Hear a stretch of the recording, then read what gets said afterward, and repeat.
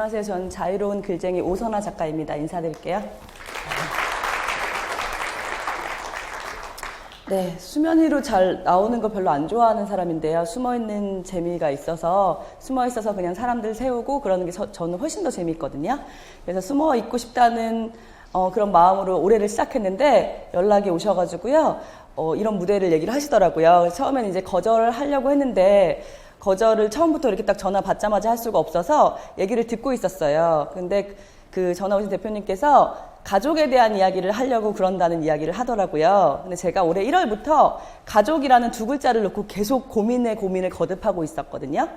제가 사실은 청소년들과 같이 조금 삶을 사는 일을 하는데 그 친구들에 관한 일을 알고 찾아오시는 분들이 질문을 올해 유독 많이 하시는 거예요. 청소년들이 속이지 않아요?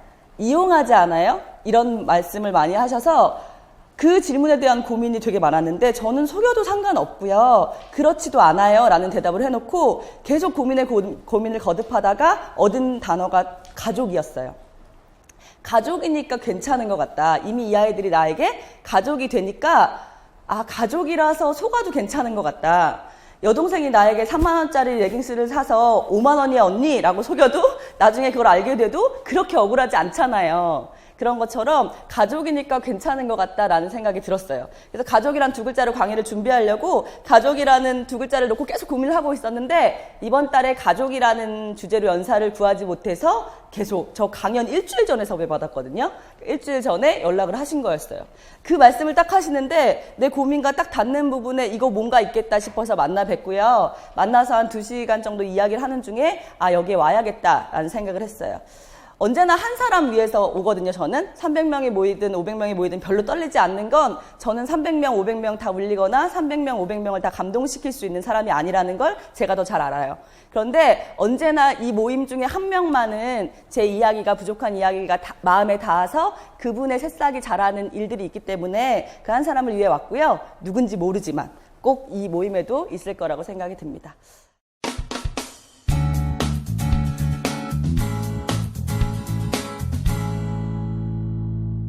가족이요. 제가 아까 청소년 얘기를 살짝 했는데요. 청소년들과 뭘 단체를 하지도 않고요. 뭐 학교를 하는 것도 아니고요. 아무것도 아닌데 어쩌다 보니 알려져 버려서 청소년들과 사는 사람으로 알려져 있는 것 같아요. 되게 우연하게 청소년들을 만나게 됐고요. 삶이 힘들었을 때 놀이터 벤치에 앉아서 울고 있었거든요.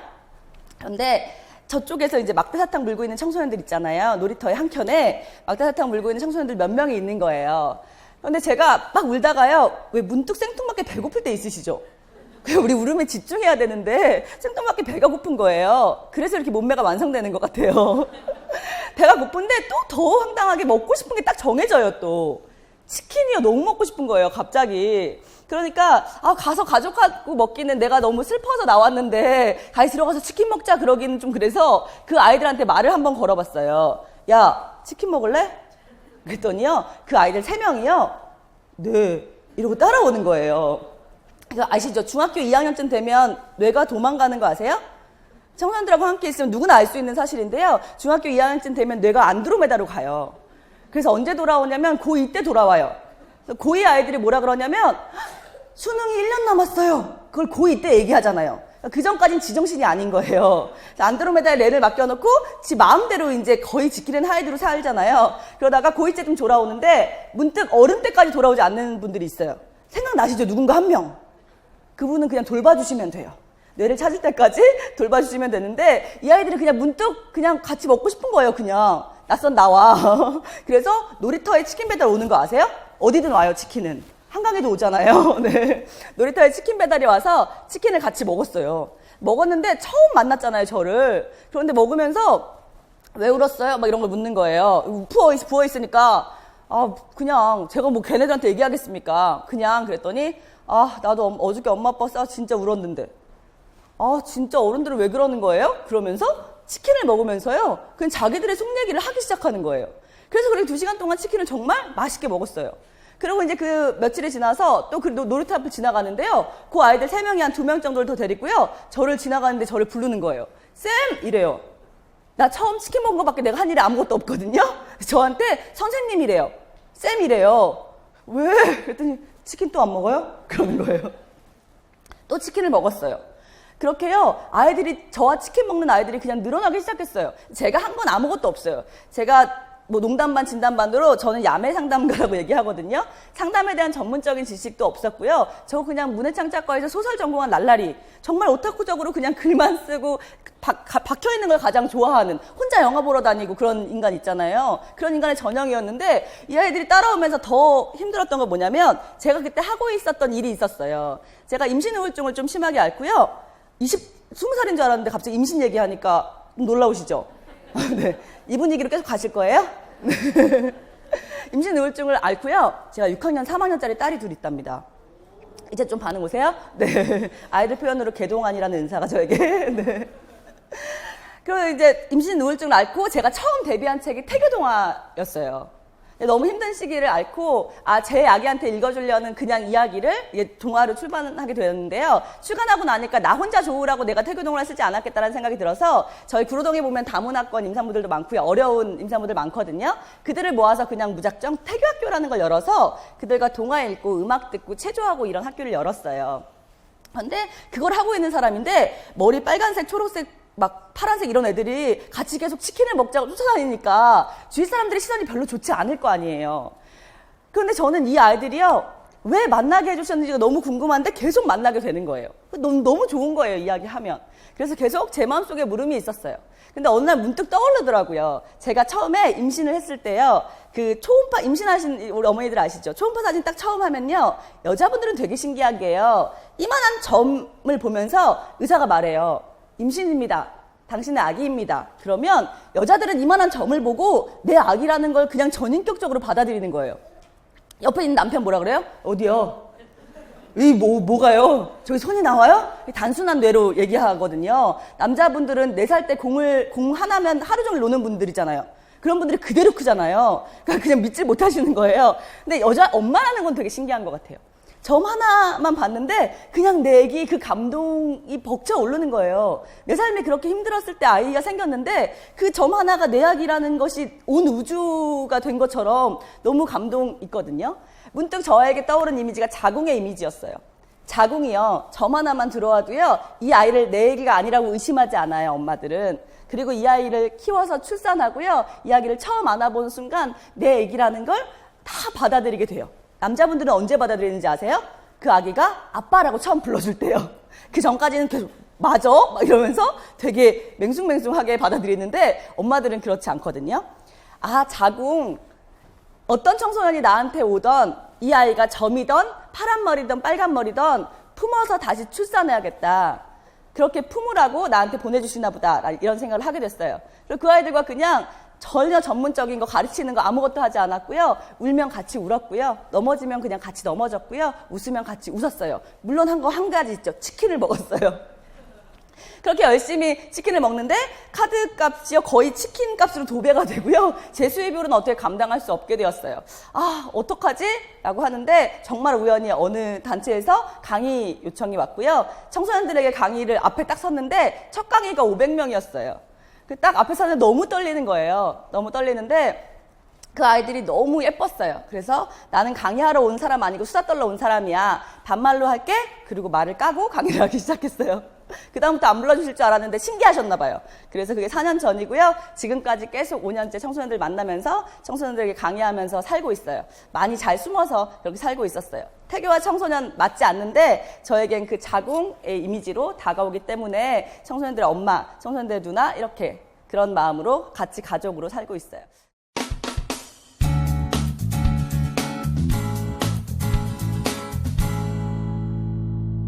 가족은 그런 것 같아요, 여러분. 정말 잘 해주고 싶은데요, 잘 안 되는 것 같아요.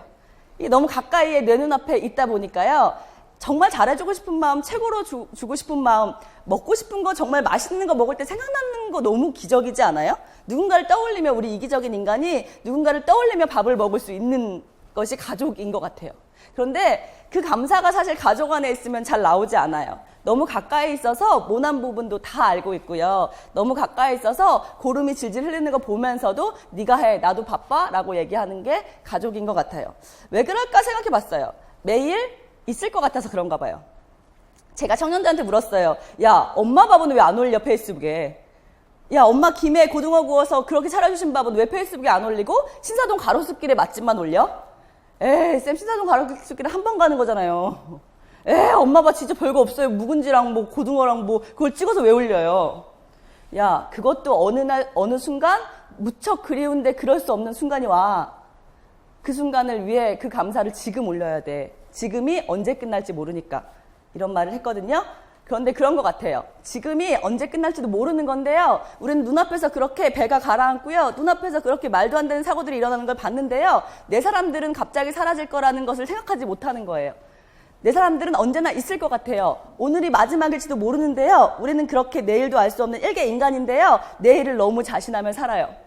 그래서 누구나 이렇게 얘기해요. 아파트면 사면 행복할 거야. 직장 가면 행복할 거야. 뭐 하면 행복할 거야. 청소년들 부모님이 찾아오셔서 가장 많이 하시는 말씀이요. 그런 거예요. 우리 아이들 대학만 가면 행복할 거래요. 대학만 가면 행복하다고 말씀하실까요? 우리 아이 직장만 가면 행복하실 거래요. 그 다음에는 우리 아이 결혼만 하면 행복할 거래요. 그 다음에는 애 건강하게, 요즘 애 낳는 거 힘든데 애 건강하게만 낳으면 행복할 거래요. 그 다음에 끝날까요? 그 아이가 대학 가야죠. 그 애가 또 대학만 가면 행복할 거래요. 그렇게 우리는 주구장창 유병장수하는 시대이기 때문에요. 병을 달고도 오래 살 수 있는 시대이기 때문에 우리 손자가 대학 가고 직장 가는 것까지 계속 고민거리로 알고 있으면서 조건이 충족되지 않으면 행복하지 않다고 말해요. 근데 여러분, 조건이 충족되어 행복할 수 있는 게 행복이라면 이 세상에 행복할 수 있는 사람은 아무도 없습니다. 조건이 충족돼서 행복할 수 있는 거라면 부자들은 다 행복해야죠. 저한테 매일 죽고 싶어 찾아오는 그분은 너무 부자인데요. 너무 부자인데 매일 불행하다고 이야기하는데요. 왜 그래요? 쪽방촌에 5명이 살고 있는 그 가족은 매일매일 웃으며 행복하대요. 빵 한 조각이 너무너무 감사하대요. 여러분들이 생각하는 행복의 조건이라면 그들의 행복도 그렇게 나눠줘야 되는 거 아니에요? 행복은 조건이 아닙니다. 행복은 조건으로 충족될 수 있는 게 아니에요. 우리 발밑에 매일 오늘의 행복이 있는데요. 여러분들이 앞을 보느라고 절대 죽지 않기 때문에 오늘의 행복을 놓친 채로 그대로 저물어져 가는 거예요. 그것의 가장 우리의 난점은, 우리의 가장 문제점은 그거인 것 같아요.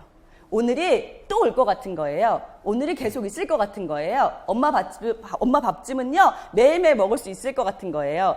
그렇게 머리 빨간색, 초록색 하는 내 딸은 매일 잔소리하게 내 옆에 있을 줄 아는 거예요. 그렇게 말도 안 되는 내 아들이요, 매일매일 말썽을 피우지만 죽도록 말썽 피우며 끝까지 내 옆에 붙어 있을 줄 아는 거예요. 어떻게 자신하세요? 어떻게 자신하세요? 그 많은 뉴스들을 보며 내 가족은 그렇게 안전지대에 매일매일 있을 거라고 어떻게 자신하세요? 저희 남동생이요, 옛날 고등학교 때, 지금은 뭐 건전한 청년인데, 고등학교 때 그 막대사탕을 또 되게 좋아했어요. 그래서 막대사탕을 좋아해서 징계를 받다가 몇 번이 되면, 지금은 모르겠는데 그때는 금연학교라는 걸 갔어요. 우리 아이들은 얘기를 안 하는 거 보니까 아마 지금은 모르겠는데, 그때는 금연학교, 남산 쪽에 있는 금연학교라는 걸 만들어 놓고 거기 가서 훈련을 받는 거예요. 청소년들 모아놓고 뭐 폐가 어떻게 되는지, 담배를 피면 어떤 불이익이 있는지 이런 것들이 다 이제 영상 교육 같은 걸 하는 학교였어요. 금연학교를 갔다 와서 엄마가 한번 가서 이런 교육을 받았다고 선생님하고 면담을 해야 돼요. 그래서 저희 엄마 새벽 시장 나가셨거든요. 밤 12시에 나와서 오후 4시에 들어오셨어요. 저는 엄마가 빨리 보고 싶어서 맨날 학교 끝나고 막 뛰어가서 엄마한테 가면, 엄마 나 왔어. 그러면 왔어, 밥 먹어, 엄마 잘게. 그게 제가 엄마와 나누던 거의 매일 대화의 대부분이었어요. 그런 엄마가 학교에 가시게 된 거예요. 본인 너무 자랑스러워도 아들 너무 사랑하셨거든요. 그 아들이 뭔가 잘못해서 가는 걸음이 너무 무거우셨어요. 그리고 이제 갔다가 나와서 죽을까봐, 내 동생은 너무 혼날까봐 너무 떨면서 이제 학교를 간 거예요. 학교 가서 이야기들을 다 듣고 이 아이한테 압수했던 담배를 주면서 다음에 또 한 번 그렇게 되면 정말 무서운 징계가 들어간다는 선생님의 협박을 듣고 이제 학교에서 나왔어요. 나오면서 학교에 그 담벼락을 걷는데요. 제 동생은 혼날까봐요. 혼날까봐 진짜 너무 떨고 있고 엄마가 아무 말도 하지 않으시더래요. 아무 말도 하지 않는 게 더 무서운 거 아시죠? 제가 저희 청소년들한테요, 말에 대한 강의를 하려고, 야, 어떤 말이 제일 무서워? 그랬더니요, 저희 아이들이 그랬어요. 한숨이래요. 엄마 다녀왔습니다. 이거요. 그게 제일 무섭대요. 아무 말도 하지 않으니까 제 동생이 너무너무 무서웠대요. 가는데 저희 엄마가 한참을 걸으시더니 그 담배를 보시면서 이러시더래요. 엄마가 얼마나 맛있는 걸 안 해줬으면 이런 걸 먹었을까? 그러시더래요. 그렇게 처음 제 동생이 너무 감동을 받고요. 담배를 끊어야겠다는 생각을 처음 했다는 얘기를 제가 나중에 전해드렸어요. 그게 엄마의 마음인 것 같아요. 영화 카트에 보면요, 그런 얘기가 나와요. 해주고 싶은 건 많지만 잘해준 게 없다고. 잘해준 게 없으니까 해주고 싶은 게 없다고 생각해요, 우리 아이들은. 그런데 아니잖아요. 진짜 잘하고 싶으셨잖아요. 더 잘하고 싶으셨는데 잘 안 되신 것 뿐이잖아요. 어떤 아내분이 저한테 찾아와서 그랬어요. 남편이 50만 원만 더 벌면 자기 가정이 너무 행복할 것 같대요. 제가 그랬어요. 그 남편은 500만 원도 더 벌고 싶어요. 그렇잖아요. 조금 벌고 싶은 사람 누가 있어요. 내 처자식인데 500만 원도 더 벌고 싶지. 그 안 되는 그 마음은 오죽하겠어요. 성적표를 받아가잖아요. 엄마 아버지들 다 하늘 무너지는 것처럼 행동하시지만 제일 슬픈 거는 제 아이들이에요. 제가 제 새끼들이라고 부르는데요. 제일 슬픈 건 제 새끼들이에요. 지가 성적표 받았잖아요. 모를 것 같으세요? 그 성적으로 대학 못 가는 거 다 알아요. 그 성적으로 답 없는 거 모를 것 같으세요? 걔네들이요 훨씬 더 정보에 능하고요. 학교에서 학원에서 다 들어서 그 아이들이 누구보다 훨씬 더 잘 알아요. 근데 엄마가 성적표를 쓰레기통에 버리는 거예요. 저희 아이들이 얘기해요. 제가 꾸겨져서 버려지는 것 같았대요. 엄마 아빠가 싸우잖아요. 저희 아이가 얘기해요. 엄마 아빠가 싸우는 게 아니고요. 어떤 사람이 엄마를 욕하고 어떤 사람이 아빠를 욕하는 것 같아서 참을 수가 없대요. 여러분 아이들 무시하지 마세요. 청소년들 빨간 머리 초록 머리라고 무시하지 마세요. 그 아이들이요. 여러분보다 훨씬 더 알고요. 훨씬 더 미안해하고 훨씬 더 고마워하는 마음이 안에 있어요. 그런데 그 아이들도요. 잘하고 싶은데 되지 않은 마음을 표현할 길이 없는 거예요. 더더군다나 표현할 시간이 주어지지 않는 거예요.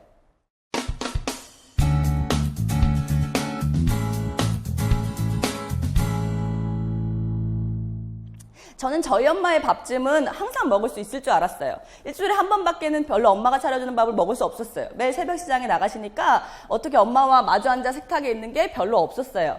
그런데 이제 일요일날 쉬시면 엄마가 이제 차려주는 밥을 먹는 게 너무 행복했고요. 저희 항상 이렇게 밥을 차려두고 가시니까 엄마가 해준 밥이 너무너무 맛있었어요.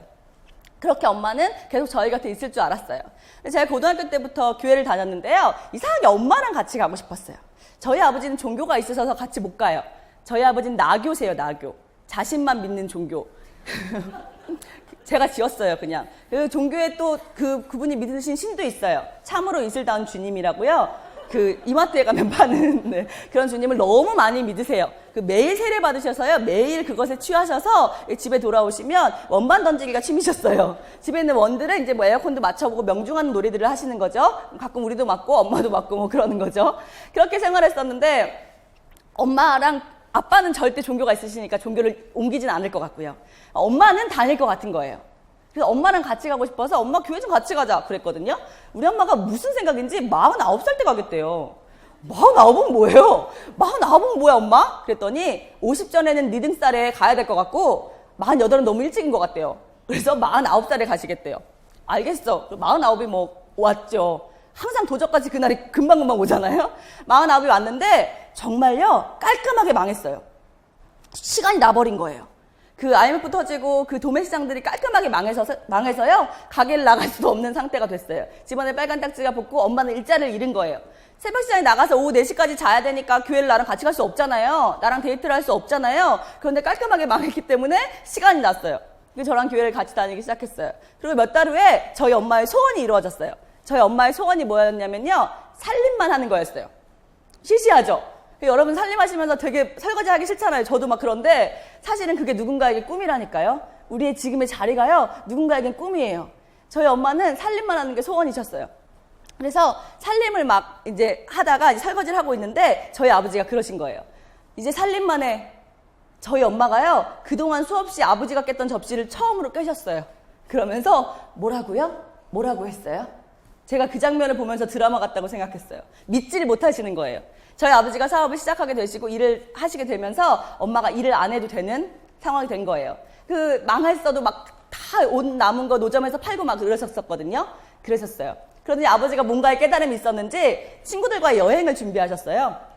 그래서 이제 여행을 이제 고속버스 이제 아시죠? 묻지마 관광 고속버스 하나 빌려갖고 부부들 다 동반으로 가는 거 여행을 가는 거였어요. 여행을 가는 날인데 엄마가 이상하게 저한테 자기 통장들을 맡겨요. 근데 망했잖아요. 통장 있어봤자 뭐 10,000원 원 이렇게밖에 없었거든요. 뭐야? 그랬더니 야 이제 너가 큰딸이니까 갖고 있어. 엄마 살림만 할 거니까 이런 것도 안 할 거야. 그러는 거예요. 그래서 통장들을 바꿨어요. 그래서 생뚱맞게 커플 난방을 빌려달래요 저한테.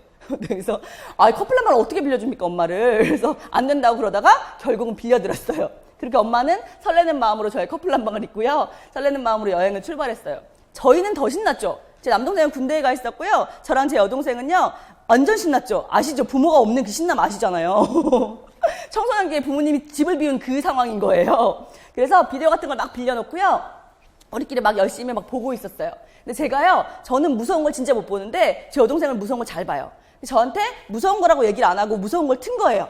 근데 그거 아시죠? 무서운 걸 틀으면 무서워서 못 보겠는데 그 다음 장면은 궁금해서 입을 뒤집어 쓰고 이러면서 보잖아요. 그렇게 막 보고 있었는데요. 밖에서 누가 문을 똑똑똑 두드리는 거예요. 뭐야? 그리고 잘못 들은 줄 알고 다시 보기 시작했어요. 또 한 번 똑똑똑 두드리는 거예요. 누구세요? 이모야. 밤 12시에 이모가 왔어요. 이모 왜? 빨리 옷 입어 어디 좀 가자. 이모가 너무 진지해서 우리가 뭐라고 말을 못하고 차에 탔어요. 그렇게 한참을 가는 거예요. 이모 어디 가는 거야 지금 밤에? 그랬더니 이모가 말하는 거예요. 엄마가 여행 가다가 쓰러졌는데 별일 아닐 거야. 근데 지금 오라 그래서 가는 거야. 그러더니 우리 차가 도착한 곳이 강원도 원주에 있는 기독병원이라는 곳이었어요. 그러니까 강원도 원주에서 119에 실려서 그 병원으로 간 거였어요. 가니까요. 저희 커플 난방이 반으로 잘라져 있고요. 엄마가 여러 가지 호스에 연결돼 있어요. 저희 엄마 뇌 안에는 혈관이요. 원래도 약한 분인데 그 안에 꼬불꼬불한 혈관이 터진 채로 며칠 있었다는 거예요. 뇌하 각막하 출혈이라는 뇌출혈 종류의 한 병명이었어요. 그리고 중환자실로 바로 옮겨가더니 그때부터는 하루에 2번만 엄마를 보는데 엄마가 의식이 없는 거예요. 오후 4시에 놀러 간다고 그랬던 엄마가 밤 12시에 의식이 없는 사람으로 돌아왔어요. 믿을 수 있으시겠어요? 믿을 수 없겠죠. 그렇게 2번의 면회만 하고 계속 있는데요. 둘째 날이요. 엄마가 쓰러지는 둘째 날 저희 남동생이 휴가를 나왔어요. 그러니까 엄마가 돌아가셨으니까 휴가 신청이 나왔는데 남동생이 엄마 그러니까 그렇게 아들 좋아하던 양반이 우리가 그렇게 엄마 부를 때는 아무 반응도 안 하더니 아들이 나와서 엄마 그러니까 눈물이 떨어지더라고요. 그래서 저는 살았다고 생각했어요. 반응을 하니까. 그리고 내내 기도하며 엄마를 기다리는데요. 그렇게 3일이 흘렀어요. 그렇게 문득 또 기도하고 올라가면서 엘리베이터에서 제발 엄마 살아나게 해달라고 기도를 하는데요. 문득 엄마와 며칠 전에 했던 대화가 떠올랐어요. 엄마가 묻는 거예요. 저랑 교회를 다니기 시작했잖아요. 야, 천국은 어떤 곳이야? 그러는 거예요. 잘 모르지만 엄청 좋은 곳이지. 내가 살림하는 것만큼 좋은 곳이야? 내가 살림하고 집에 있는 것만큼 좋은 곳이야? 엄마 지금 비교도 안 되지. 완전 좋은 곳이래. 완전 평화롭고 완전 행복하기만 한 곳이래. 그래? 진짜 좋은 곳이네? 이런 엄마와의 대화가 생각났어요. 그 전까지는 엄마 가지마, 엄마 정신 차려, 엄마 가지마 라고 얘기했는데요. 문득 엄마가 천국에 가는 길을 내가 막고 있구나라는 생각이 들었어요. 올라가서 면회 시간이 됐고요. 엄마에게 처음으로 말했어요. 엄마, 난 정말 붙잡고 싶은데 엄마가 천국에 가는 건데 내가 붙잡는 거면 가 있어, 나중에 만나자. 그리고 몇 분이 채 지나지 않아서 엄마의 심장이 끊겼다는 기계음이 들렸어요. 그렇게 흰천으로 덮이는 엄마를 보았고요. 장례식을 치르는데 너무 사랑하는 사람을 갑자기 잃으니까 실감이 나지 않더라고요. 사진 속에 있는 엄마가 실제로 없다는 게 실감이 나지 않아서 저 되게 울본데요. 눈물을 많이 흘리지 않았어요.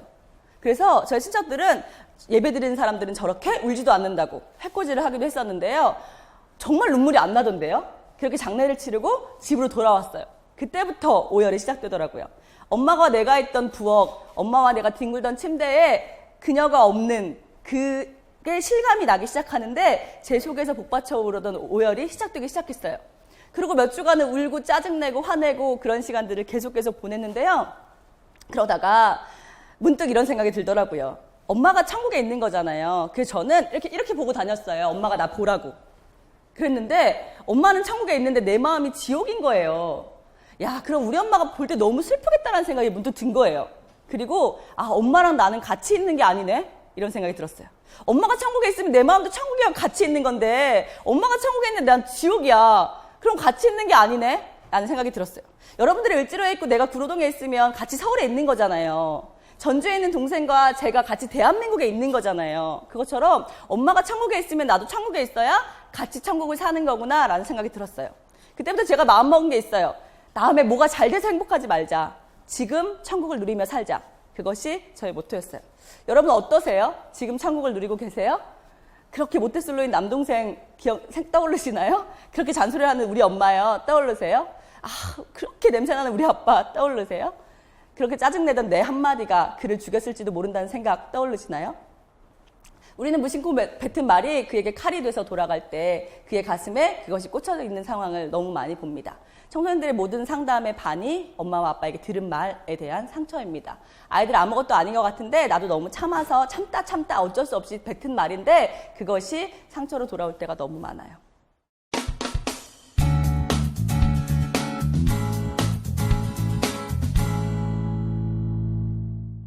한 아이가 있었어요. 중학교 1학년 때요. 소변검사를 했습니다. 소변검사를 했는데 가정통신문에요.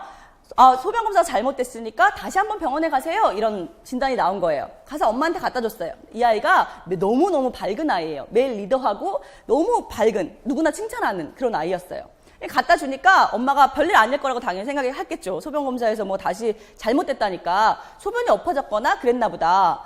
그래 엄마 선생님 병원 다시 가보래 그랬는데요. 그때 이 아이의 외할머니, 엄마의 엄마가 당뇨병 합병증으로 집에 와 계셨어요. 딸 집에. 그러니까 이 딸이 계속 엄마만 모시고 병원에 가는 게 너무 힘든 거예요. 본인 딸이 소변검사를 해야 된다 그러니까 이렇게 말했어요. 그럼 외할머니 낳고 다 낳으신 다음에 그 다음에 가자. 지금 외할머니랑 병원에 가는 것도 너무 힘들어 엄마. 그러니까 이 딸이요. 엄마 그렇게 해. 그러고 몇 주가 흘렀어요.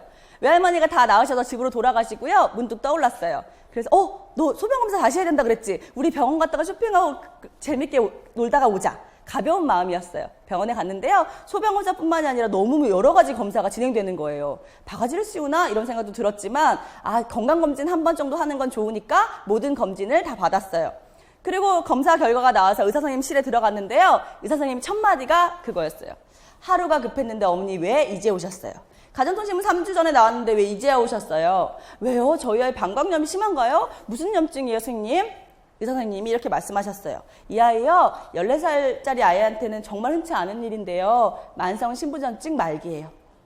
신장에 염증이 생겨서 모든 혈관들을 투석해야 살 수 있는 만성 신부전증 말기라는 병명이 내려졌어요.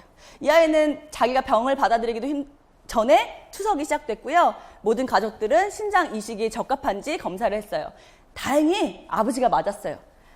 맞으면 당연히 이식을 해주셨겠죠. 그래서 아버지의 신장을 이 아이의 신장 자리에 넣는 이식 수술이 진행됐어요. 잘 됐어요. 감사합니다. 병원에 갔어요. 그로부터 시간이 좀 흘렀어요. 소변이 마려운데요. 소변이 나오지가 않아요. 다시 병원에 갔어요. 신장이 잘 적응하지 못해서 다시 그 신장을 꺼내야 된대요. 다시 신장 적출술이 진행됐어요. 이 아이가 아빠의 신장을 받을 때까지만 해도 너무 밝게 아빠 이것도 되게 감사한 일이다. 그치? 내가 아빠 배 째서 너무 미안하지만 그래도 내가 아빠의 신장으로 더 건강하게 살아서 나중에 돈 많이 벌어서 효도할게. 이런 마음이었어요. 그런데 그 아빠의 신장을 꺼내서 다시 쓰레기통에 버렸다는 생각이 이 아이를 계속 괴롭히기 시작했어요. 그래서 정말 긍정적인 이 아이가요. 매일 울고 짜증내고 화내고를 반복했어요. 그러다가 어느 날 응급차에 실려가다가요. 문득 이런 생각이 들더래요. 오늘이 마지막일 수도 있겠다. 오늘이 마지막이면 안 되는데 나 오늘도 짜증내고 화내고 울었는데 우리 가족들이 나의 이런 모습만 기억하면 안 되는데 어떡하지? 그리고 결심합니다. 매일매일 그날 하루가 마지막일지도 모른다는 생각으로 오늘을 행복하게 살자. 병 나으면 행복하지 말고 내가 덜 아프면 행복하지 말고 오늘 아침에 눈을 뜨면 행복하자. 그리고 행복 일기를 쓰기 시작합니다. 친구들하고 소풍을 갔는데요. 몸이 안 좋아져가지고 뛰면 안 된대요. 그래서 친구들이 뛰는 모습만 그냥 봤거든요. 그거 아세요? 사랑하는 사람들이 뛰는 모습만 보는 것만으로도 너무 행복해진다는 걸요. 저 심장도 안 좋아지고 이제 매일 집에서 투석해야 돼서 호수가 밖으로 나와 있어서 물에 들어가면 안 된다고 의사 선생님이 말씀하셨어요. 그런데 사촌들과 같이 계곡에 놀러 갔어요. 그런데 저 혼자 물에 못 들어가고 있는데요. 사촌 언니랑 오빠가 나와서 저에게 자기들의 직장 이야기와 대학 이야기를 너무 재미있게 해줬어요. 제가 물에 들어갈 수 있었다면 그런 얘기 들을 수 없었을 텐데 저는 오늘이 너무 감사하고 행복했어요. 이런 일기들을 6년 동안 쓰면서요. 어느 날 꿈이 생깁니다. 어린이 병동에 가서 자기보다 훨씬 아픈 투병하는 어린이에게 이야기를 들려줬는데요. 이 아이가 아픔을 잊고 웃는 거예요. 그래서 나처럼 아픈 친구들에게 오늘이 얼마나 행복한 건지 전하며 다니자. 그리고 선교사가 되겠다고 꿈을 꿉니다. 그리고 가장 가까운 대학교인 천안 아산에 사는 아이거든요. 온양에. 그래서 가장 가까운 대학교인 나사렛대학교 기독교육학과에 입학하게 됩니다. 2011년도 3월의 일이었어요. 입학하고 이 작은 아이가요. 중학교 1학년 때 병 때문에 그때 몸무게와 키가 멈춘 이 아이가요. 그 작은 아이가 너무 밝게 모든 학과 과정들을 마치고 교수님들에게 너무 밝게 인사하고 다니는 거예요. 천사처럼요. 그래서 모든 사람들이 기적이라 그랬어요. 와, 이 아이 6년을 살았으니 정말 오래 살겠구나. 정말 우리가 원하는 기적이구나. 이렇게 생각했어요. 그렇게 한 학기를 마쳤어요. 그러다 어느 날 한 학기를 마치고 집에 있는데요. 갑자기 동생이 보고 싶다 그러는 거예요. 근데 동생이 수학여행을 가 있었거든요. 그래서 아빠가 알았어, 동생한테 영상통화 해줄게. 그리고 전화를 하던 중에요, 문득 이런 생각이 드는 거예요. 아, 동생이 언니 때문에 매일 소외됐을 거 아니에요. 언니 병 치료하느라고 부모가 가 있으니까 매일 혼자서 밥해 먹고 혼자서 우울함을 겪었는데 놀러가서도 아픈 언니가 전화하면 이 아이 또 걱정하느라 수학여행을 재밌게 못 보내겠네? 이런 생각이 들어서 아빠가 이 이야기를 이 아이에게 했어요. 이 아이가 아빠 말이 맞는 것 같아. 그럼 나 그냥 사진 볼게. 동생의 사진을 꺼내서 보기 시작했어요. 그러더니 자기 친구들한테 영상통화를 해서요. 혜진아, 너가 내 친구라서 너무 고마워. 은지야, 너가 내 친구라는 게 너무 행운이야. 이렇게 자기 사랑하는 사람들한테 인사를 하기 시작하는 거예요. 이상하잖아요. 그래서 아빠가 그냥 오늘 자고, 이 아이 이름이 은혜거든요. 은혜야, 그냥 자고 내일 하자. 그랬어요. 은혜가 아빠, 나 그럼 한 가지 부탁이 있어. 그거 하나만 들어주면 그렇게 할게. 뭔데? 아빠, 나 아이였을 때 나 업어서 재워줬던 거 기억나? 야, 그럼 너 맨날 그렇게 잠투정 부려가지고 아빠 업어서 재워줬잖아. 나 그때처럼 아빠한테 업어서 잠들고 싶어. 야, 그거 얼마든지 해줄 수 있지. 그리고 아빠가 이 깡마른 병이 든 자신의 딸을 업습니다. 그리고 아이 때 불러주었던 자장가를 불러주며 이 아이를 토닥토닥 하는 중에 이 아이는 영원한 나라 천국에 들어갔고요. 영원히 눈을 감았습니다. 이 아이에게 6년 동안 쓴 일기를 제가 어떻게 알게 되었고요. 그것을 책으로 발행하겠다고 했습니다. 일기를 읽는데요. 그 책 일기의 메시지는 딱 하나였어요. 오늘을 행복하게 살자는 것. 저는 우리 청소년들에게, 우리 어른들에게 이런 책이 꼭 필요하다고 생각했습니다.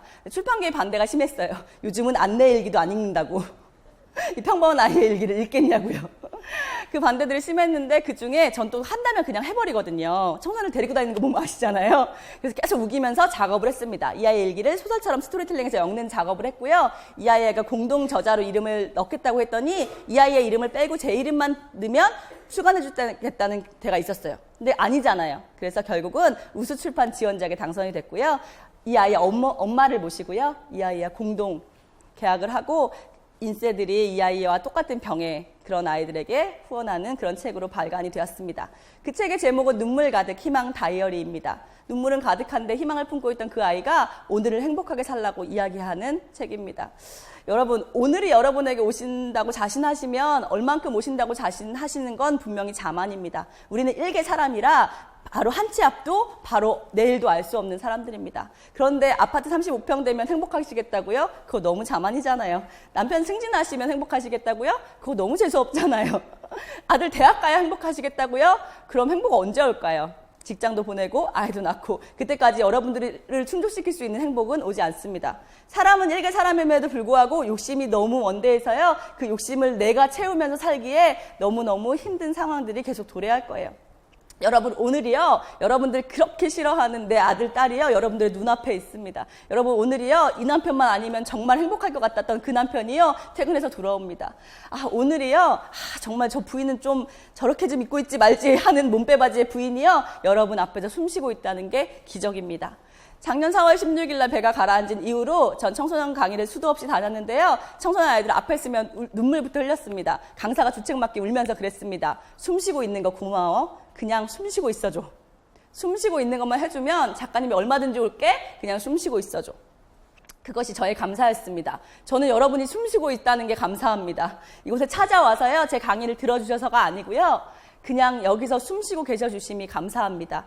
오늘 가족에게 돌아가셔서는요, 그들이 뭘 해서 아니고요, 그들이 예뻐서 아니고요, 그들이 효도해서 아니고요, 내 앞에서 숨 쉬고 있는 것이 감사한 하루가 계속 이어지셨으면 좋겠습니다. 여러분들 마음속의 10대가 다시 일어나서 그 아이들을 안을 수 있었으면 좋겠습니다. 조금 여유가 나시거든 우리의 다음 세대, 길거리에 떠도는 청소년들을 조금 이상한 눈으로 보지 마시고 그 아이는 그냥 과정일 뿐이라고 위로하는 마음으로 그 아이들을 위한 기도 한 줄기, 응원 한 줄기 해주시면 저같이 그런 청소년들과 함께 뒹구는 사람도 힘내고 계속 이 길을 가겠습니다. 감사합니다.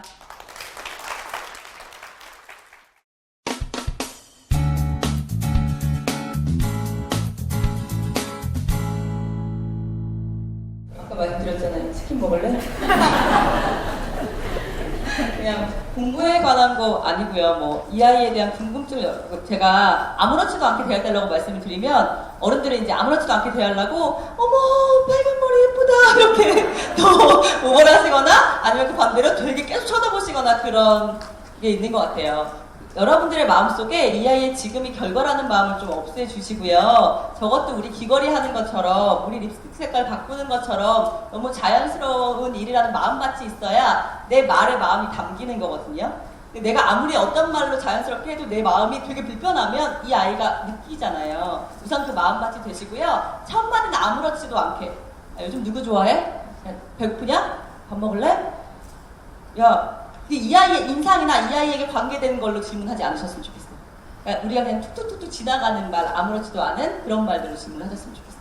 그 중에서 가장 치킨을 같이 드시는 게 좋은 거예요. 오늘이 내게로 왔기 때문에 삽니다. 어디 안 가고 다른 데 가지 않고 안 오지 않고 저한테 왔잖아요. 오늘을 살아내는 것이 저의 기쁨입니다.